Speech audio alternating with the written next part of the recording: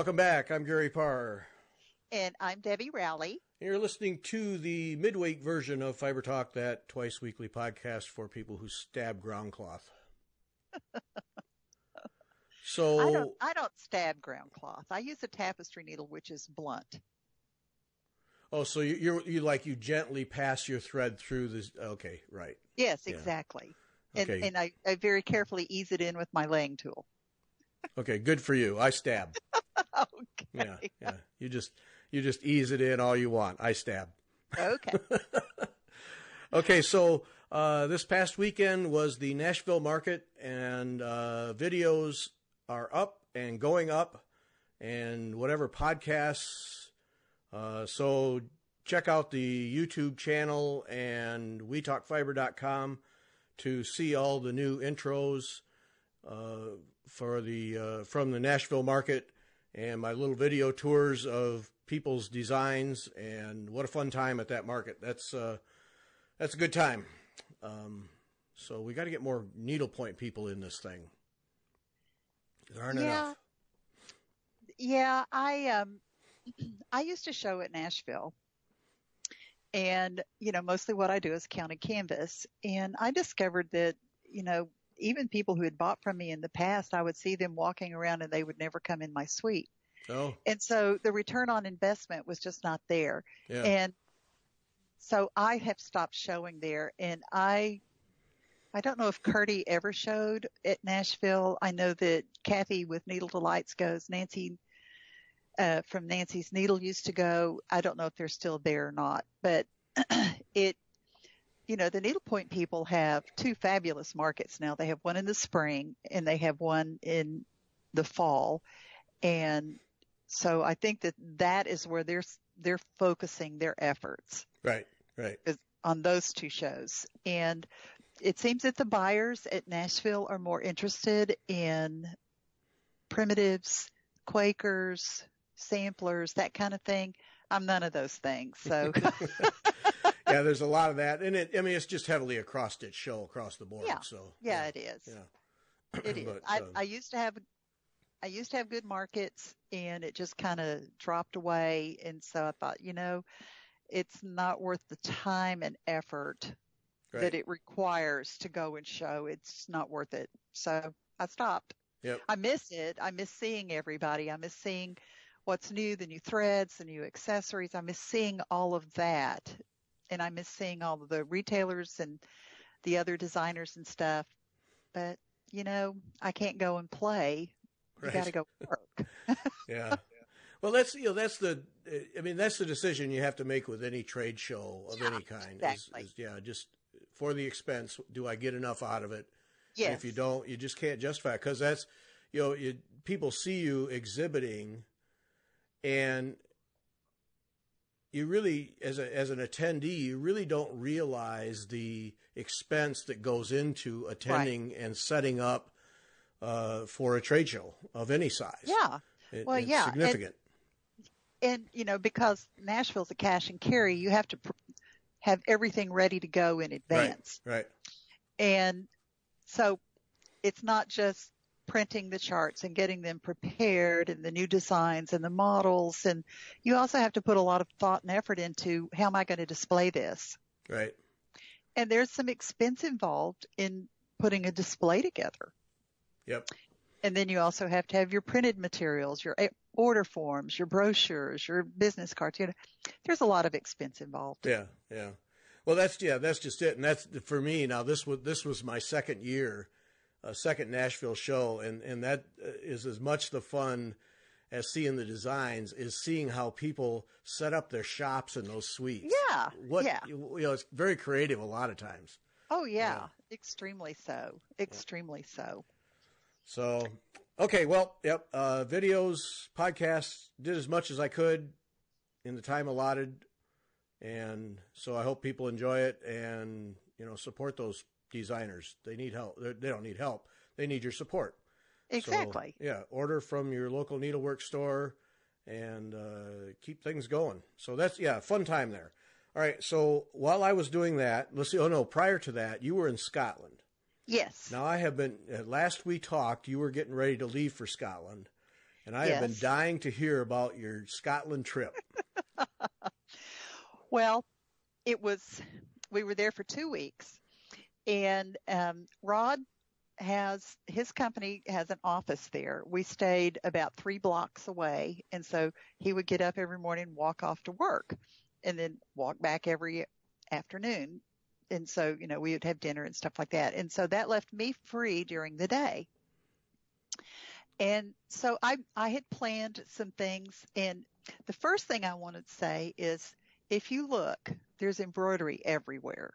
Now, this is in Scotland. This was true when we were in Ukraine. I have found embroidery in North Dakota, not at Nordic Needle, but at Native American History Museum. There was embroidery there. I've seen embroidery in New Mexico. I've seen embroidery everywhere. You just have to be looking. You have to have your eyes open and be looking for it. So that being said, we went to Edinburgh Castle the first weekend and went to the Scottish National War Museum. Do you know that there's a lot of gold work on the uniforms? And so I'm sitting there and everybody else is looking at, look at the swords and stuff like that. And I'm going, there's gold work on that uniform. I'm Debbie. I don't care about your swords. There's gold work.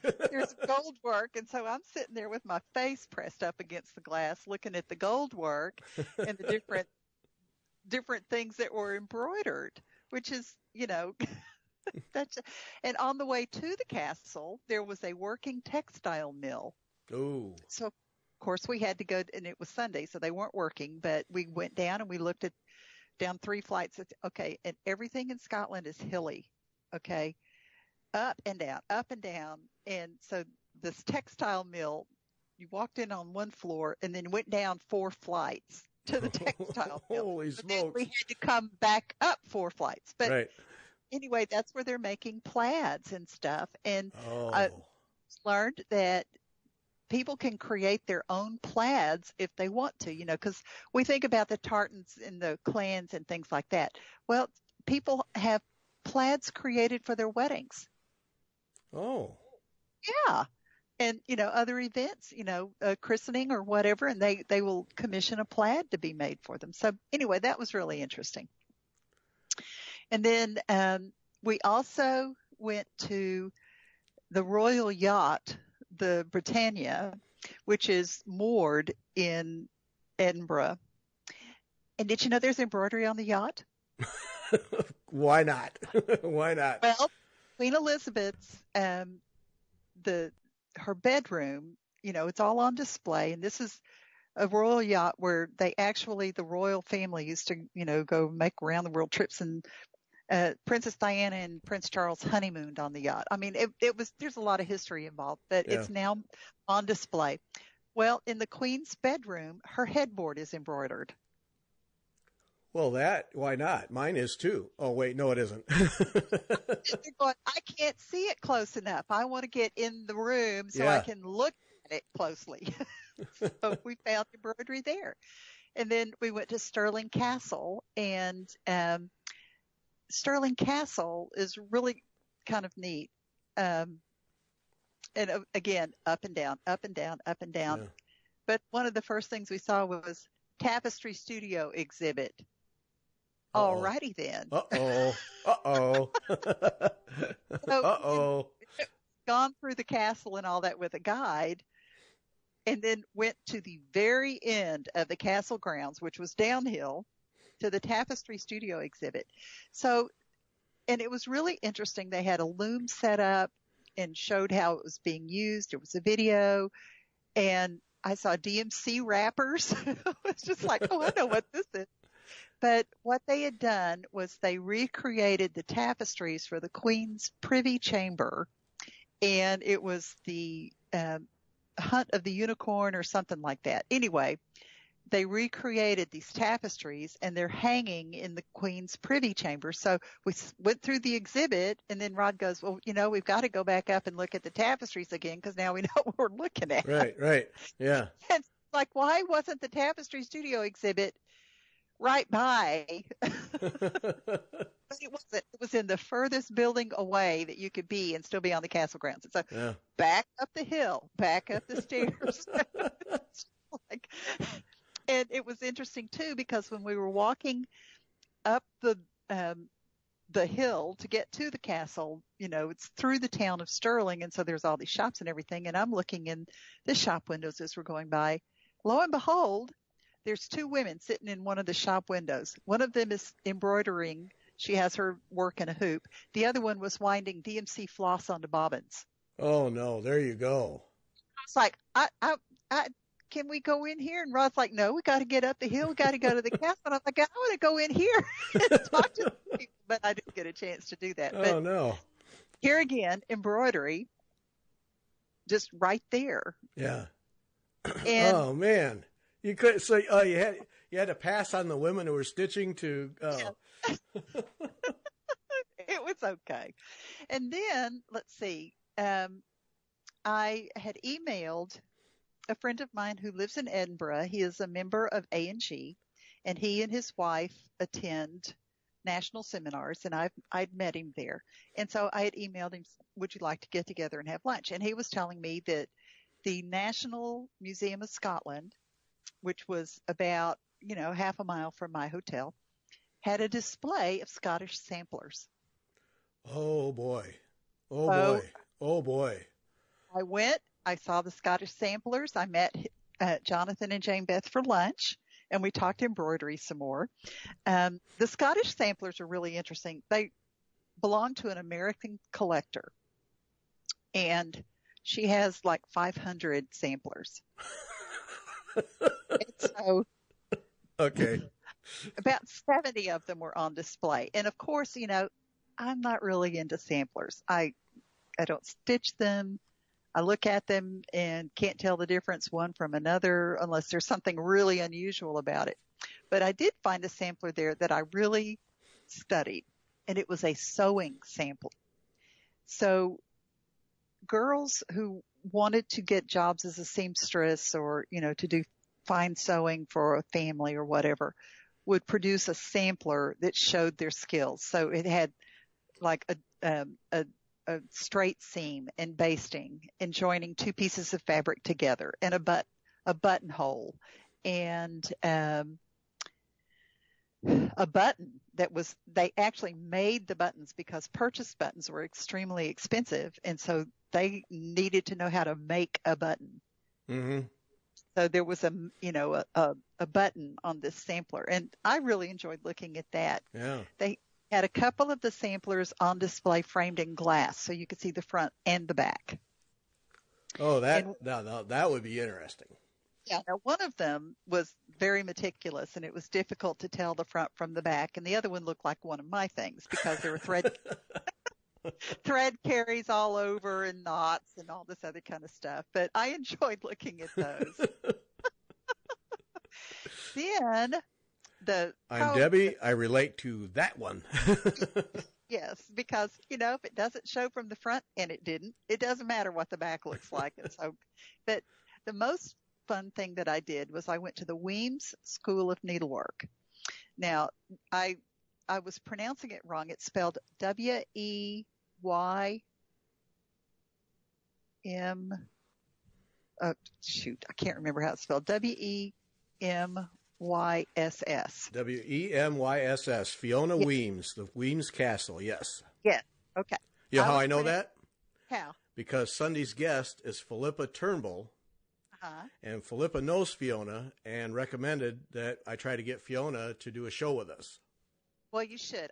There's small world for you right there. I've also met Fiona, and she was delightful.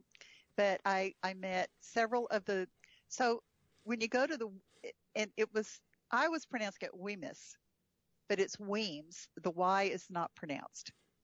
And this is how I know this, because on Sunday night, Rod and I were in a Mexican restaurant in Edinburgh, and this couple. Okay, wait a minute. Wait a minute. You can't just blow by that. Well, let me just say it was not like Mexican food like anything I've ever seen. Okay. Okay. we'll just leave it at that. Okay. There was guacamole, so I was happy. But anyway, these two ladies came in and were sitting at the table right beside us. And Rod's looking at one of the ladies and says, I know her. And it turns out she works in his office in Edinburgh. Oh. And so we were talking to them and they were asking, what are you going to do while you're here? And I was, explaining that, and I said I was going to go to the Wemyss School of Needlework. And this one is looking really puzzled. And she said, oh, you mean Weems? Mm. And I said, yes. Well, she's from there. Uh-huh. That's how I know. So anyway, I looked up the bus schedule, figured out which bus to take, and rode the bus and went. And from the website, the Wemyss School of Needlework on Wednesday mornings has open stitching where you can bring any project you want, just like any shop in the United States where they have an open stitching. So I thought, okay, I'm going to go. And I had also arranged to take a private lesson. And I thought it was going to be the first Wednesday I was there, but she never received my confirmation email. So I had to go back the second Wednesday. Darn. Anyway. Oh, no. So you were forced to go twice? I was forced to go twice. Oh, are you okay? Yeah, I think I'll recover. Okay. All right. But anyway, I got to stitch with these lovely Scottish ladies who were stitching. And of course, what I was doing did not look like anything at all like what they were doing. Right. But they were stitching. I was stitching. We had a lot of commonality. We enjoyed talking to each other. And, I oohed and awed over what they were doing. They oohed and awed over what I was doing and just had a lovely time. It was interesting because one of the ladies who works there is named Sheila, and it was her birthday. And so someone had brought in cakes for Sheila's birthday. So we had cake and coffee, and it was wonderful. And then the next week when I went back, we had cake and coffee again. I was like, do y'all have cake every time? They said, oh, no, this is special. Okay, well, I've been here twice. There's been cake twice. So. What were they stitching? One of them was working on black work. Mm. They were doing a lot of basket weave type things, needlepoint. And it was this big, huge table. There were probably 10 or 12 ladies, and I didn't get to talk to all of them. But, they were working on different things, and they teach several things at the Wemyss School of Needlework. They teach crewel work, and I would say that probably mostly what the women were working on was crewel embroidery. And I don't really do crewel embroidery because I don't react well with wool, and crewel is with wool. Right. I itch and sneeze, and it's not a happy time. Yeah, that'll just kind of suck the fun right out of it, won't it? So, I'll stick with cottons and silks. And they also teach gold work, and they also I think they do commissioned pieces. One of the things that I found really interesting was when people find embroidery when they're cleaning out an attic or a storage chest or something, they bring it to the Wemyss School. And so they have this massive collection of needlework of all different kinds that, they don't have the space to display it, but they had several samplers on the walls. They had a beaded wedding gown. Let me just tell you, I don't know if my granddaughter would fit in that wedding gown. It was so small. But anyway, and they had some embroidered men's jackets and, various things that were on display. It was really interesting. And so I did not get to take a class the first Wednesday I was there, but I did go back the second Wednesday, and I was able to take a gold work class with Louise Dawson, who is one of the employees at the school. And she has her certificate from the Royal School and very knowledgeable, lovely young woman. And I really enjoyed I've done several gold work things before. I did learn some things. It was very good. And so, I was happy I did it. But, they do have a regular class schedule. They also have canvas work. I didn't see the need to take a class in canvas work. Probably not. probably not. Yeah. So I have this mental picture of, I mean, you're in a full-blown castle, right? No. No? No. There is a castle, the Wemyss Castle, is the school is on the grounds of the castle, but it was far away. I never even saw the castle. Okay. But it's still on the grounds of the castle. Okay. On the grounds of the castle. Okay. It's a very old building, low ceilings, low doorways, that kind of thing, completely surrounded by fence and then woods. And from what I understand, there's a cottage next door to the school where the former headmistress of the school now lives. She's retired. She's like 96 or something like that, and she lives there. Mm. And Fiona Wemyss is married into the family, and she's now the caretaker for the school. Okay. But and the Wemyss School is a little different from the Royal School of Needlework. The Royal School has a different charter. The Wemyss School was founded in the 1800s to teach the local girls an employable trade. Okay. That they could get a job as a seamstress or, doing embroidery for a family or, those kinds of things. So this is a true trade school as opposed to chartered to further and keep, further the arts kind of thing. Right. Yeah. Okay. And, now with the age of machinery, there's no need for fine hand sewing like that, but they do still do bespoke pieces and in some repairs and things like that. It was a very interesting place. And when we return to Scotland, which we don't know when that will be, but when we return to Scotland, I will be going back. I know which. I noted it's when we return, not if we return. Okay. Yeah. Well, Ron's already been 4 times. Oh, then he owes you a couple. Well, yeah, it's just when I can work it in with my schedule to go. And it happened that I could work it in this time. But who knows, if he goes in June, there's no way I can go. Yeah. Got those other obligations, yes. I've got my own work that I have to do, but we will be going.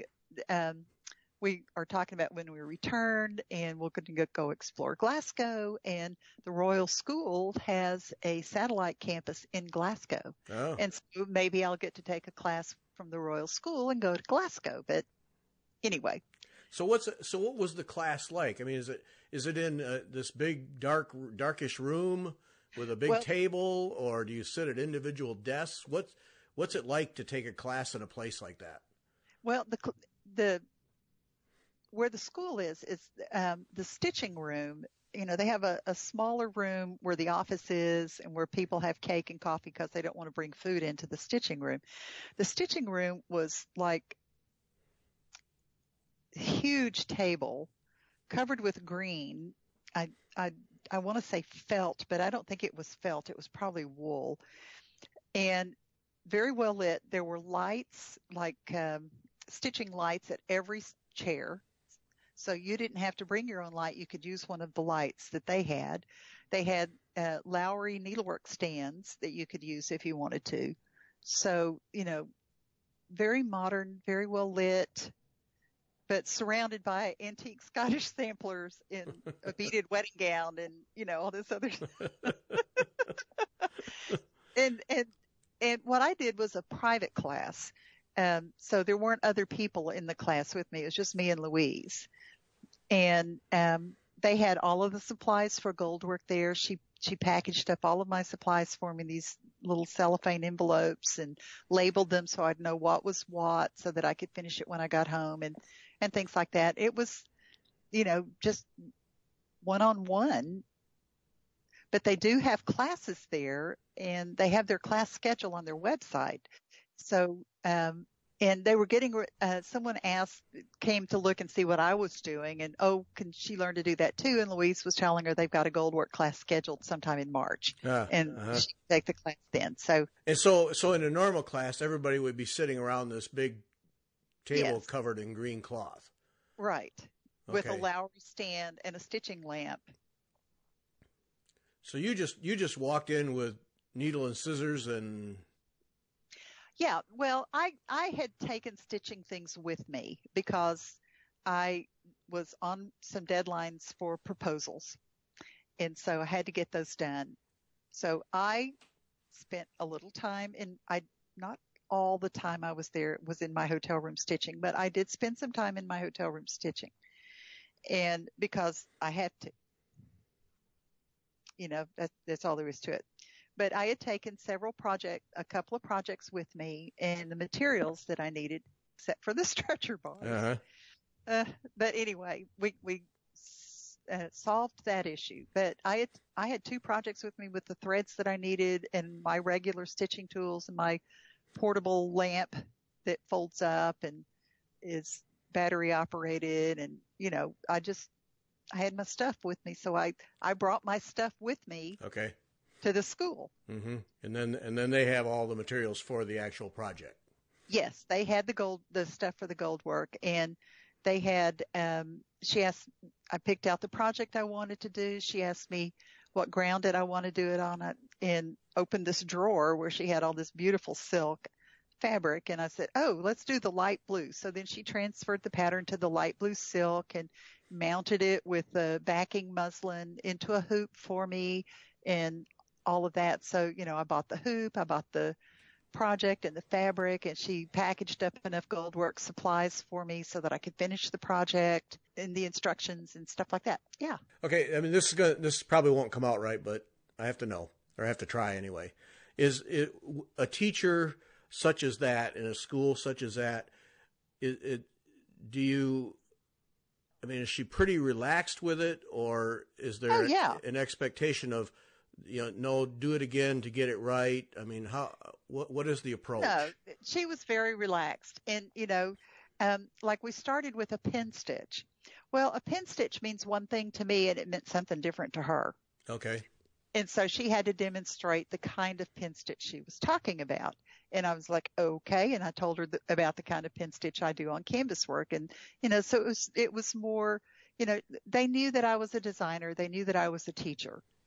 Mm-hmm. Okay. So it may have been different than somebody else, but I asked lots of questions because even though the words sounded the same, they meant something different. Yeah. And so I wanted to make sure I understood where we were going. And she told me that I stitched very well and looked at the back and said, oh, yes, nice even stitches. Look how nice this is and all of that. But there was a lot of give and take. It was not do this and I'll come back and check on you. She was sitting with me, watching me stitch because it was a private lesson and to make sure that I didn't have any issues or questions or anything. It was very relaxed. I enjoyed it. I made a good start on the project. I asked a lot of questions, anything that I wasn't clear about, I asked about. And I feel like once I can get around to actually stitching on it, I'll be able to finish the project. Well, I just wonder about, because, I've taken classes here and there's an approach in the States to classes. But when you get in a formal setting like that, I just wonder how that changes. But I didn't, knowing that you were a designer, it probably took on a different approach just in general. Well, it may have because, I'm starting at a different point. Right. And I have done gold work before. And so, I was familiar with a lot of the chipping and waxing the thread and, all of I already knew about doing those kinds of things because I've taken gold work before. Yeah. I'm not an expert in gold work, but I'm familiar enough with it that we were not starting from ground zero. Mm-hmm. And someone who has never done, if they wanted to do a Crewel embroidery class or a gold work class, and I think they teach black work. They teach several different techniques. They're going to start with you where you're from your level. So let's say on a scale of 10 in gold work, I'm about a 6. Yeah. And so we started at that level as opposed to this is what this is. This is what this is. This is what gold thread looks like. Yes. Yeah.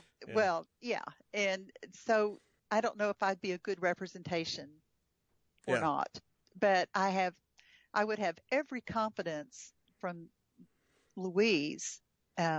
She is a certified teacher from the Royal School. She has her certificate. Mm-hmm. And I have no doubt that she would start with you wherever you were. Yeah. If you were more advanced, she'd start on a more advanced level. If you were a basic beginner, she would start with basic beginning. And so, I like I said, lovely person, very knowledgeable, very instructive, informative, very helpful. I thoroughly enjoyed it. Yeah. It's just a curiosity thing, a culture difference. And then, at some point if I were entering that thing, I'd have a little element of intimidation. Oh, well, see, I was more intimidated. I was more intimidated by finding the right bus. Okay. Because, the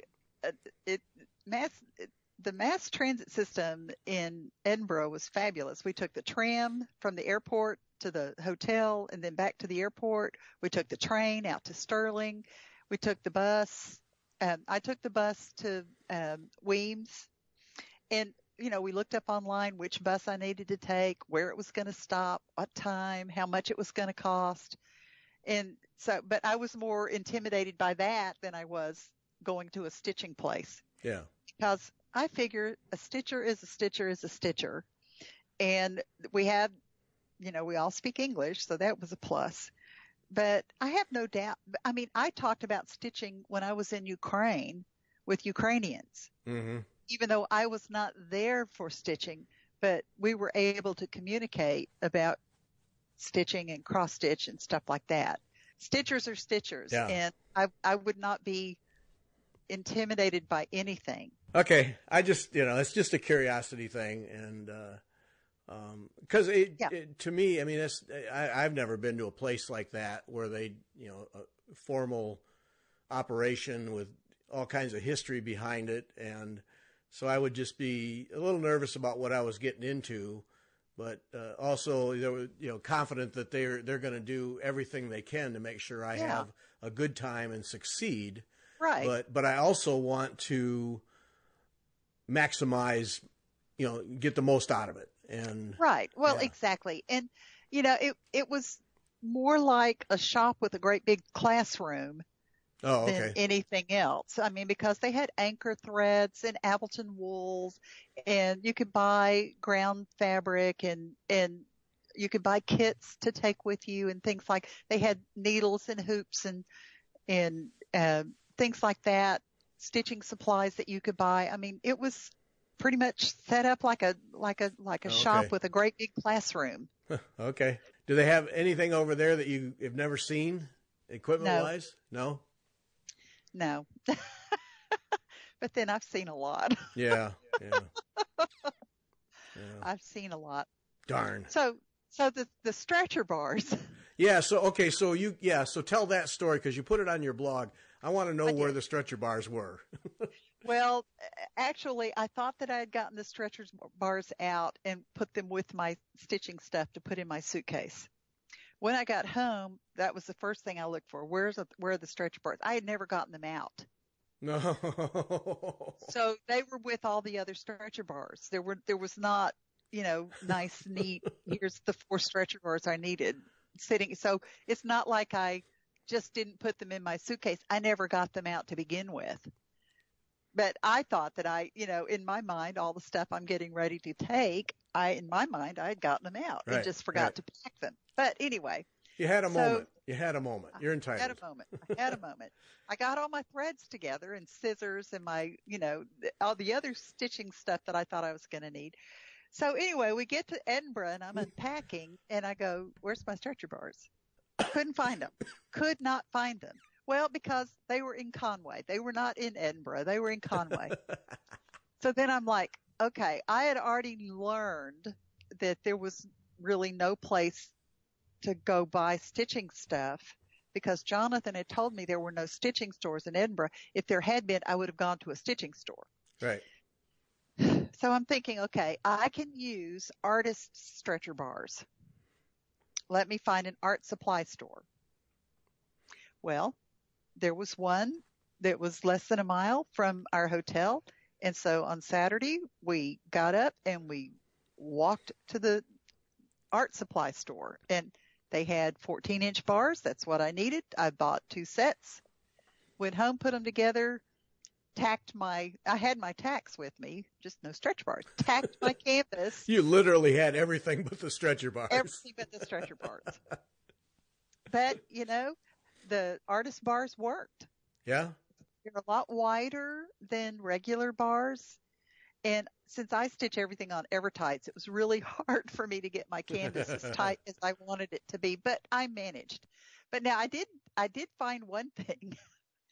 I have this little hammer that I use for putting bars together, and I couldn't find it. I've lost it. Well, it was in Rod's suitcase. Oh, jeez. And so I found my hammer. All right. So I was really happy to find my hammer. But anyway. At some point, you're going to have to start selling tickets for this show. I'm telling you. I know. It's quite the thing. But anyway, I mean, I had my table stand, I had a clamp, I had an extension arm, I had everything I needed for stitching except for the stretcher bars. Oh, but, we managed, we got around that and found something that would work. So I started and finished a project while I was there and started another one. All right. All on artist stretcher bars. On artist stretcher bars. And I was glad when I got home to take the canvas off of the artist bars and put it on my Evertights. Yeah, I'm sure of that. Yeah. Oh, and for folks who are wondering how to mount canvas on stretcher bars with thumbtacks, if you think your thumbtacks are close enough, no, go to debbiesdesigns.com and see how Debbie does thumbtacks. Yeah. Okay. See, a framer told me that your tacks should be no more than a ½ inch apart. Well, you got that. And so I put them as close to each other as I can. It holds the canvas tighter. It doesn't, there's less chance of distortion. And I've seen people, got 5 tacks in a 20-inch bar. Yeah, that won't do it. Oh, no. Gosh. The canvas is moving every time they pull the needle in and out. And you think that it's not that big a deal, but you try fighting the canvas with every stitch.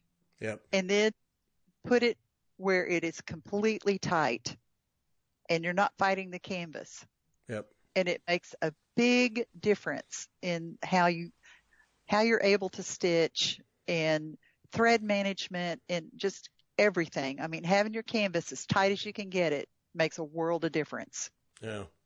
Well, that's number one. I thought I used a lot of tacks, but no, I'm not even in the league. I can't even get in the room here. But those Evertights, because when we had Carol Lake on, and she talked about switching to Evertights in the middle of a project, and how she can tell where she switched because the stitching got so much better because the canvas was so much tighter. Yeah. Clearly, I have to buy more tacks. I mean, that's just. Well, they are reusable, I know. And Jeez, I like the brass ones. I don't use the big round nickel, the silver looking ones. I have a hard time pushing those into the bars, and so I just use the brass ones. It's fine. Yeah. It staples will work too, but just make sure you have enough. Yeah, I can't do the staple thing. I feel like I can, if I'm putting the tacks in, I can keep it tighter. Yeah. And, there's a lot of people that they don't like Evertights because they're expensive for one thing. But they're a little bit heavier. And if you're not stitching on a frame like a Lowry or a System 4 or whatever, holding the bars, the thicker bars can set up a lot of fatigue. Yeah.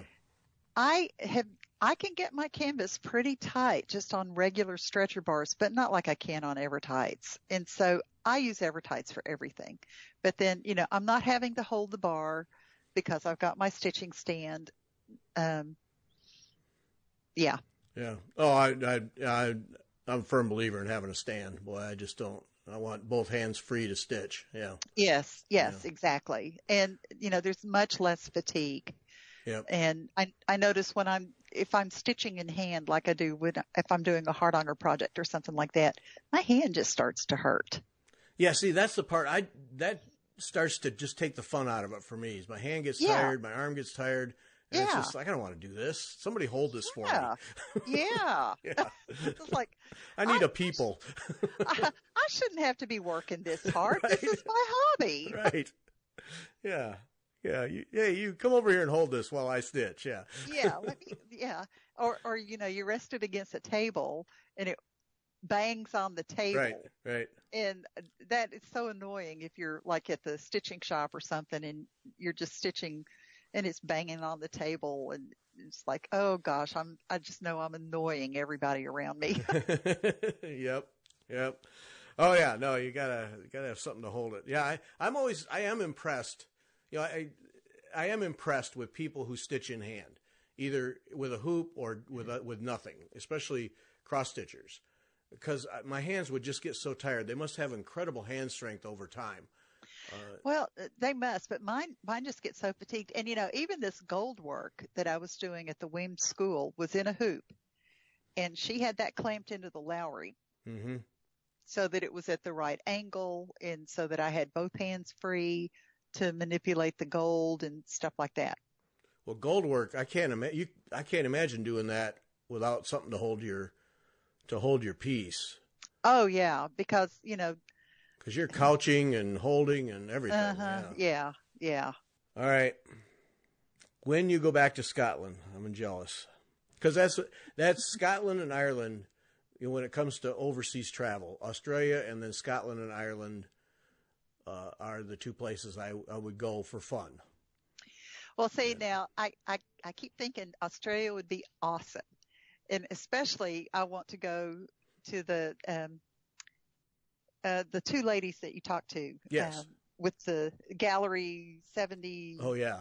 76. Yeah. 76, yes, yeah. Gallery 76. Yeah. I'm dying to go there. But then I saw a story yesterday of this woman who's traveling from Australia back to Scotland, opens her suitcase when she gets home, and there is a snake in her shoe. No. And I'm like, okay, random snakes can get into your luggage and curl up in a shoe. I'm not going there. Not going there. I did not hear about that. Ooh, yeah. Yeah, and it was shedding its skin, so it was the snake and the snake skin all curled up in a shoe, and I'm just like, oh no. Oh no. And you know where those shoes went. Oh, absolutely. Yeah. They could have been Louboutins. It would not matter. Never wearing them again. Trash. And not just in the trash, burn them. Yeah, exactly. Yeah. Yep. Right there. So, I'd love to go to Australia. I'd love to see the stitching things that are happening in Australia and all of that. But they've got those huge huntsman spiders. Yes. And snakes and all kinds of stuff. Oh no. Oh no. Debbie just passed. Yeah, like, no thank you. Unless you can guarantee that there will be none of those big spiders or snakes or anything, I'm not going. But yeah, that Australia, just the few shows I've done has really taken on a different view for me. What a tremendous needle arts community there is in that country. That's absolutely. And if I got the opportunity to go, I would of course go. I might be a little cautious, but I would of course go. Shake out all my shoes before you packed up. Yeah. Yeah. Oh, I can't even imagine that. I have to say, I did not have to worry about bugs or anything like that the whole time we were in Edinburgh because it was too dang cold. Oh, that's right. You from the south. Yeah, you'd have been cold no matter what. Yeah. Yeah. See, I took my big, heavy trench coat with me, and someone was talking about what a nice coat it was. I said, yeah, this is the first time I've worn this coat in 3 years. Because I just don't need it. Right. Exactly. Yeah. A couple weeks ago, I was in Vegas. And actually, it snowed overnight the night before or after I left, but it was in the 30s and low 40s, and you could easily tell those of us from the Midwest compared to the people from local. Yeah, because they were bundled up like it was 20 below, and I'm just in my suit coat. Yeah, this is perfect. we're good to go. I don't know what you're complaining about. Yeah, this is It's ideal. not hot. It's not hot. Yeah, exactly. Yeah, no, it's everybody has their different different things. So, all right, now there's like 5 other things here on the list, and we're just going to have to quit because if we start one, then it's going to go really long. Yeah. So, all right, you'll be back in a couple weeks. We'll keep all this stuff. Yeah, it happens every time. We just have a lot to talk about. So every time. All right, so that's going to be it. Sunday is Phillipa Turnbull of the Crewel Company in England, and which I think she said like 50 or 60 miles south of Scotland is where she lives.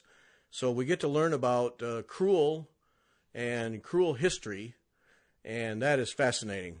Excellent. Yes. Well, and I haven't had a chance to listen yet, but you just talked with a lady from England who does the gold work. And so, of course, having just had a class in gold work, I'm eager to listen to that too. So yes, Sarah Rakestraw from Golden Hind. Yes. Mm-hmm. Yes. Very eager to listen to that. Yep. Well, you're going to enjoy it because she was fantastic. And she's coming back already. That's a couple months. We got to have her back. I didn't get near enough out of her. God, there's more to learn. Listen, there's always more to learn. Yep. I don't care how much you think you know, there's always more to learn. Yep.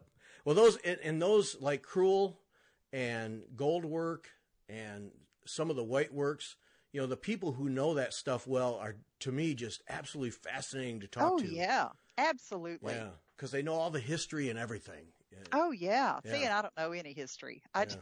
Yeah, you just design, I just design. I know about Gene Hilton. That's about the only history that I know. So yeah, but when this one Sunday with Phillipa, I mean, we started. I flipped the switch and off she went. And there's a lot of history about Crewel work, and it's just riveting to me. Yeah, and it just fell out of her head. It just automatic for her. Yeah, and it's fantastic. Yep, wonderful. Can't wait to hear it. All right, that's it. Thanks, Debbie. Thank you. Thanks for listening. We'll Phillipa on Sunday.